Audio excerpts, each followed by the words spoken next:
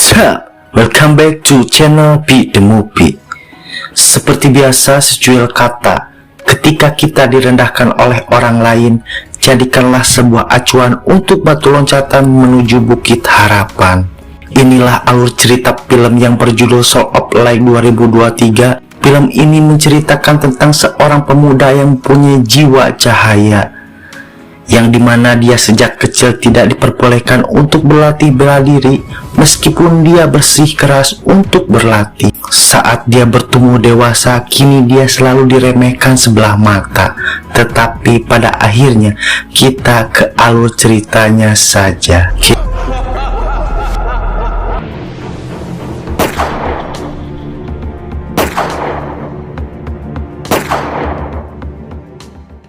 Kisah berfokus kepada seorang pria parubaya yang mempunyai ilmu bela diri yang tinggi. Dia yang bernama Puhu. Dia adalah seorang master dari aliran Chanjong yang ditugaskan untuk menjaga salah satu kunci segel yang berbentuk kertas emas dan untuk memusnahkan para siluman. Kini dia bersama muridnya yang sedang beristirahat di sebuah kuil tua bertujuan untuk pergi ke sebuah lembah rubah. Puhu mengingatkan kepada muridnya untuk tidak lengah dikarenakan mereka kemarinnya melakukan pertempuran di lembah sungai. Kemungkinan besar aliran Daluo tidak akan tinggal diam untuk membalaskan dendamnya kepada mereka. Seketika Puhu bersemedi, namun muridnya malah tidak diam dan melihat-lihat yang ada di sekitarnya, hingga dia melihat seorang gadis yang wadidau tertidur di sebuah peti yang terlilit akar pohon. Dengan penasaran dan watadosnya, dia ingin memegang tete gadis tersebut, tetapi sebuah akar bergerak dan menusuk tangannya hingga berdarah. Lalu di saat dia memeriksa tangannya, tiba-tiba gadis tersebut bangun dengan keadaan badan yang sudah berubah. Hiu, gelis-gelis awakna orai. Lanjut, yang ternyata gadis itu adalah seorang dewi siluman yang bernama Zhao, putri dari ketua aliran Daluo, yang mempunyai kekuatan yang tinggi. Kini dia bersama anak buahnya bertujuan untuk membunuh Puhu dan mengambil kertas emas tersebut.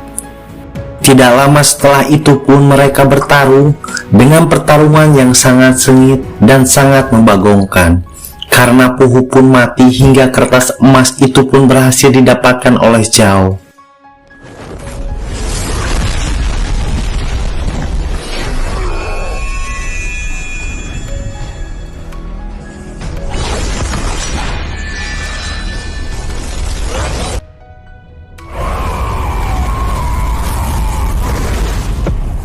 Beralih cerita di tempat suku rubah, saat malam hari itu suku tersebut diserang oleh para aliran Daluo menggunakan sihir menyerang penduduk tersebut. Yang kini kita berfokus kepada kakek tua yang sakti, yaitu yang bernama Santu. Dia adalah kepala suku aliran rubah. Kini dia dan beberapa rekannya berusaha menyegel serangan sihir dari para siluman tersebut.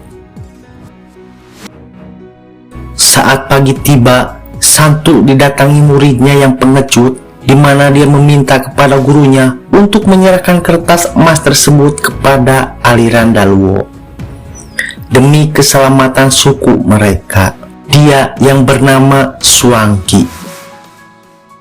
Dan Santu pun bersikeras untuk terus menjaganya dan berjanji apapun yang akan terjadi. Dan Santu menjelaskan ada satu cara untuk mengalahkan aliran Daluo, yaitu dengan salah seorang dari keturunan Tiangsang, yang dimana tinggal hanya satu keturunan yang bernama Hong Yi.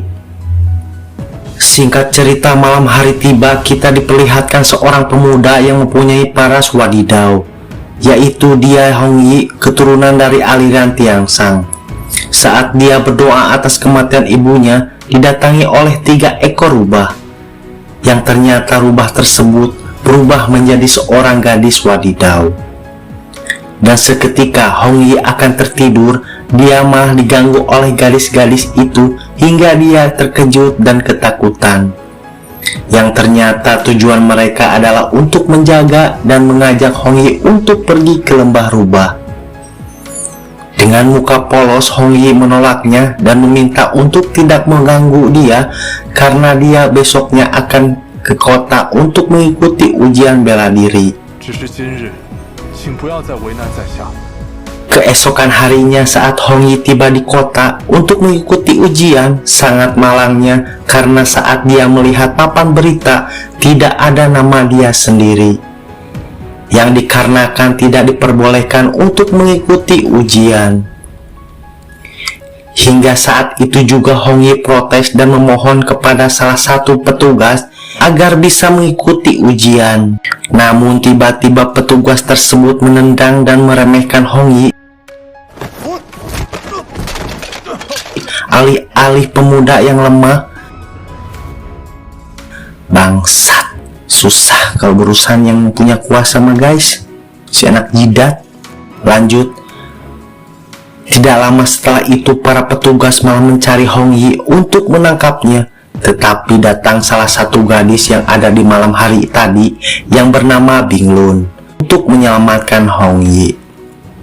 Saat mereka dikejar oleh para petugas, akhirnya mereka bisa meloloskan diri. Namun sangat membagongkan, kini mereka dikejar oleh para prajurit siluman dari aliran Daluo.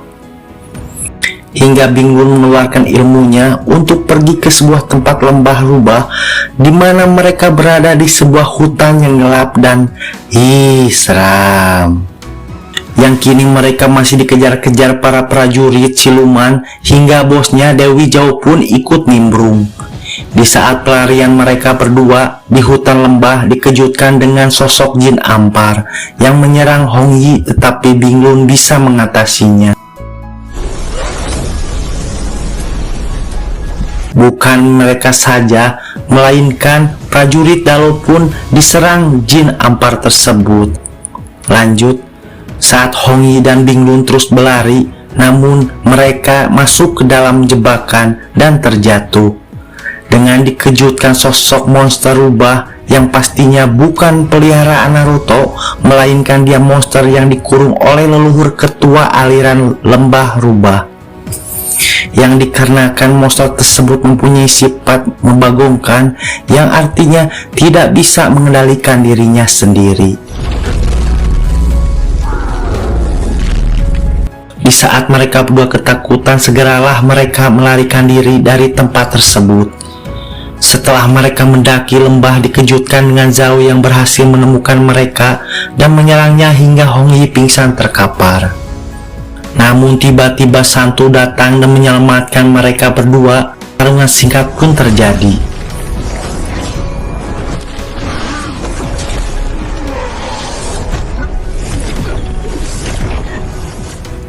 Singkat cerita, di saat Hong Yi menikmati pingsannya, dia mengingat masa kecil yang suram, yang dimana dia melihat teman-temannya lagi berlatih bela diri dan dia mengikuti gerakannya seorang diri. Namun tetapi di saat itu pelayannya datang, dia menghentikannya dan melarangnya agar tidak berlatih bela diri. Setelah itu diperlihatkan ibunya yang sakit dan meninggal, sangat menyedihkan. Hingga saat kepergian ibunya, dia selalu diremehkan oleh teman-temannya. Dia pun terbangun dari pingsannya dan kini dia berada di desa lembah rubah. Di saat dia keluar rumah, dengan dia melihat suasana sekitar desa.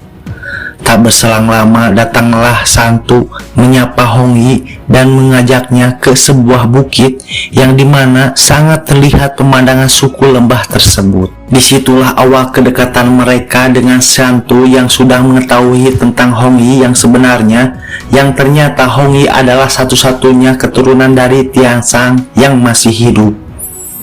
Seperti biasa dengan muka polosnya, Hong Yi menanyakan hal tersebut. Hingga Santu menceritakan kisah 20 tahun yang lalu yang terjadi peperangan antar aliran demi merebut harta yang dijaga aliran Sanjong, hingga antar aliran bekerja sama untuk memusnahkan aliran Sanjong. Tetapi siluman Tian Waitan yang menyerang saat ratusan tahun yang lalu musnah oleh aliran Sanjong dan dikurung di bawah lembah rubah.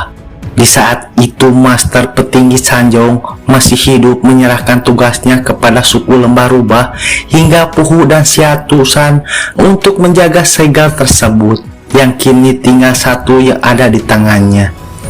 Lalu Santu memberikan sebuah buku bela diri untuk Hong Yi. Buku tersebut peninggalan dari ibunya, yang ternyata tujuan alien Daluo dengan merebut segel itu untuk mengendalikan para siluman dan menghisap kekuatannya. Dengan membangkitkan kekuatan yang sangat dahsyat dan lembah rubah akan musnah. Siantu pun menyarankan hanya Hong Yi sendiri yang bisa menghentikan itu semua. Hong Yi pun terkejut dan tidak menduga mana bisa dia melakukannya karena dia tidak punya ilmu dan bela diri pun dia tidak becus. Mau latihan juga tidak diperbolehkan. Orang puhu aja yang ilmunya tinggi meninggoy, apalagi dia. Hahaha, lanjut. Tetapi Siantu meyakinkan kepada Hong Yi dia bisa untuk menghentikan itu semua dengan senjata pusaka leluhur Tiangsang, karena bisa diambil oleh keturunan mereka sendiri dan akan sangat cepat untuk mempelajarinya semua ilmu leluhurnya. Tak lama setelah itu Hong Yi menerima tugas tersebut dan berlatih keras dengan pendekar yang bernama Baxi Ciu yang diutus oleh Santu untuk melatihnya, hingga Binglun pun menyemangatinya. Jada-wajada yakin hidup suram pun terhapus sudah. Ganteng, berilmu, jago, bela diri, ditemani gadis cantik. Lengkap sudah guys, lanjut.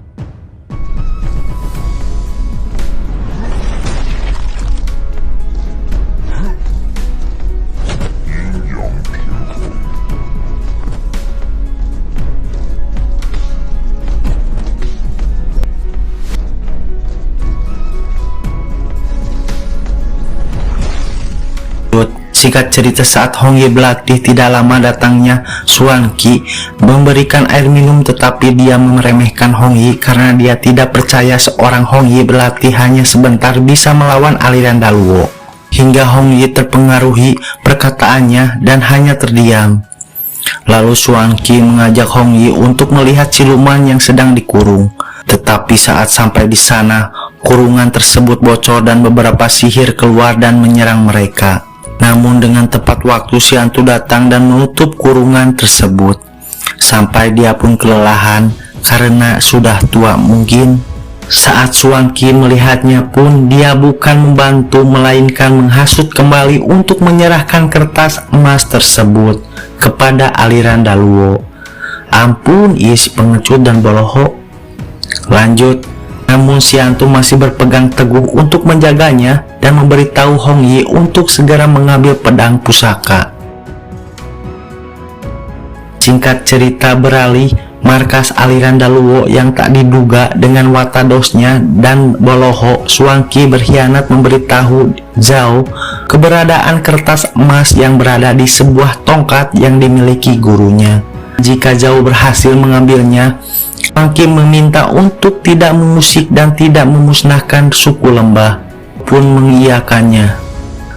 Singkat cerita, Xuan Qi pun kembali ke desanya dengan mengumpulkan orang-orang desa dan menghasutnya untuk meninggalkan desa tersebut dan bersembunyi di tempat lain dengan alasan agar selamat karena sudah banyak korban yang berjatuhan. Kini penduduk desa pun ketakutan dengan terpaksa setuju untuk mengikutinya dan seorang wanita yang tidak setuju lolos melarikan diri.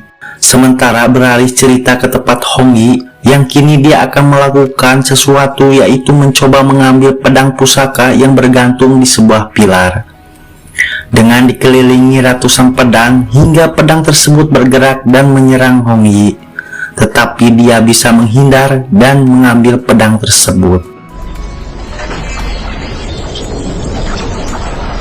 Tak lama setelah itu datang leluhurnya yang bernama Daulong, wanita cantik dan centil.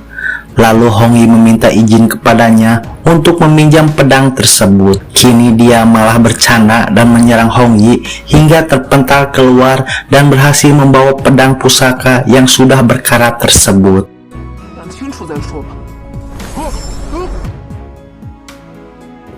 Kembali cerita di mana saat seorang wanita sedang melarikan diri, dia melihat komplotan prajurit aliran Daluo yang memasuki desanya dan menyerang para rekan Xiantu yang sedang terus berusaha menjaga kurungan. Namun karena terjadi serangan, mereka pun satu persatu mati hingga para siluman pun keluar. Kembali lagi ke tempat Hong Yi yang tidak sadarkan diri, tiba-tiba mereka didatangi oleh Zhao hingga pertarungan antara Santu dan Zhao pun terjadi. Namun tetapi Zhao berhasil mengalahkan Santu dan mengambil kertas emasnya.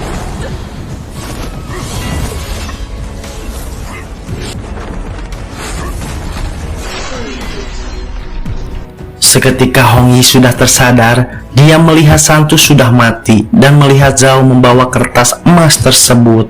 Kesedihan pun muncul kembali, guys. Lanjut, setelah itu saat Zhao sudah tiba di sebuah tempat penyegalan di bawah lembah rubah dengan kedua kertas emas yang ada di tangannya. Dan ternyata Xuan Qi pun sudah berada di sana meminta untuk menepatkan janji Zhao yang telah dijanjikan dari kesepakatan di awal. Namun Zhao tidak menepati janjinya, melainkan pengkhianat harus dikhianati. Tiba-tiba Zhao menyerangnya dengan muka pelongo berubah menjadi siluman. Syukur Tasyah belohok lepok. Xin berpindah ke Hong Yi yang sudah putus asa dan ingin menyerah karena dia berpikir sang ketua pun tidak mampu dan mati, apalagi dia yang baru berlatih. Tetapi cerita belum berakhir di sini. Kini bidadari tak bersayap selalu menemaninya dan mengingatkan untuk mengungkap buku bela diri milik Ibu Hong Yi. Tetapi Hong Yi mengatakan bahwasanya dia tidak bisa memahami tujuan dari buku tersebut. Hingga Bing Lun terus memaksa agar Hong Yi bisa menemukan petunjuknya. Tetapi Hong Yi marah dan membuangnya ke dalam api hingga buku tersebut terbakar dan berubah. Lalu Hong Yi melihatnya dengan kebetulan ada sesuatu petunjuk yang dimana Hong Yi pun berhasil memahaminya, dan yang ternyata buku tersebut adalah buku langit di masa lalu. Tak lama setelah itu Hong Yi bersemangat kembali dan mempelajari buku tersebut.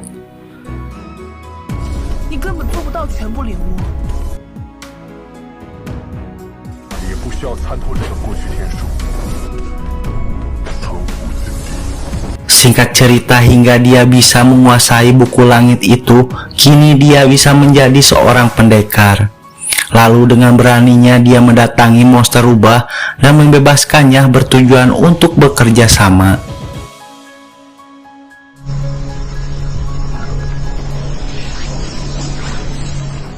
Setelah itu Hong Yi dan Bing Lun pergi ke desa. Mereka melihat desanya sudah hancur lebur dan bertemu dengan wanita yang bernama Suho. Di saat dia memasuki rumahnya untuk mengecek keberadaan orang tuanya, yang ternyata keluarganya sudah menjadi siluman hingga hilang kendali, hingga Bing Lun melawannya seorang diri agar tidak buang waktu dan menyuruh Hong Yi untuk menghadapi Zhao. Diperlihatkan dengan Zhao yang sudah berhasil membuka segelnya yang ternyata bertujuan untuk menambah kekuatannya yang meningkat berkali lipat. Tak berselang lama Hong Yi datang meskipun terlambat dengan menghabisi anak buahnya dengan bertarung dengan Xuan Qi yang sudah menjadi kacung Zhao, dan dengan Hong Yi dibantu oleh monster rubah hingga Xuan Qi pun kalah menjadi abu vulkanik.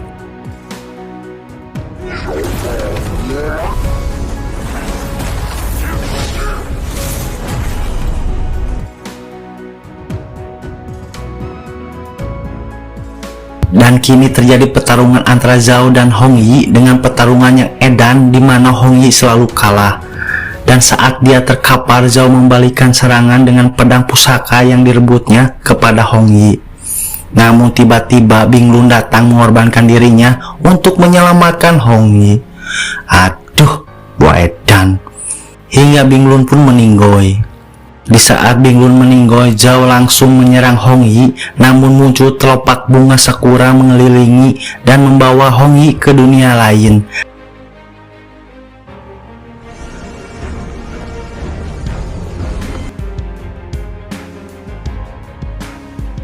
Dan bertemu dengan ibunya yang bernama Meng Biyun.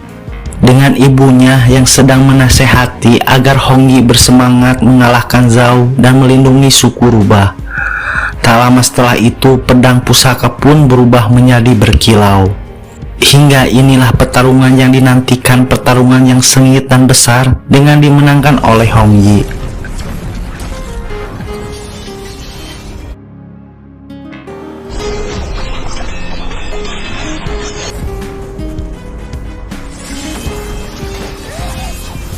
Seketika Zhao Sakaratul Maut sempat-sempatnya dia mengancam bahwa leluhurnya akan membalaskan dendamnya.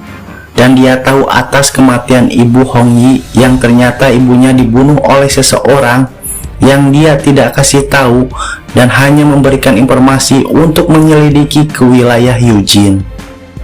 Tamat, akhirnya cerita diperlihatkan desa Lembah Rubah kini kembali damai dan tentram. Dengan Hong Yi dan dua pelayan gadisnya yang tersisa ditugaskan untuk melindungi penduduk desa. Dan sementara Hong Yi dia akan pergi ke wilayah Yujin untuk menyelidiki kematian ibunya. Akhir kata, mohon maaf bila ada salah kata, jangan baper, dan terima kasih sudah meluangkan waktunya. Wassalam.